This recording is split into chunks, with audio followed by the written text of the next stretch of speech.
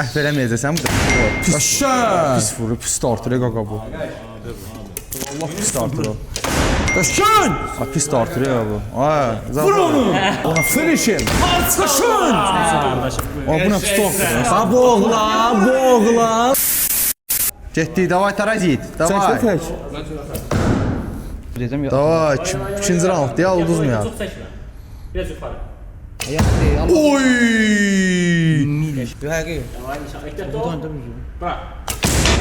Oy, yaxşıdır, yaxşıdır. Silirsən. Buna pis starter. Ha bu oğlan. Sonra verdim ki biraz şey olsun. Maraqlı olsun, hə?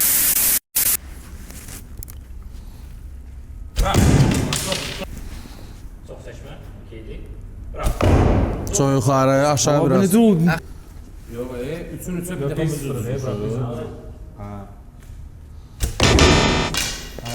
Niyə baxırsan? Yaxın idi, çox yaxın idi. Çox yaxın idi. Sarı. Qəşəng.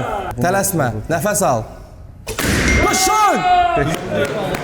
Keçdi. 5 dənə. Su.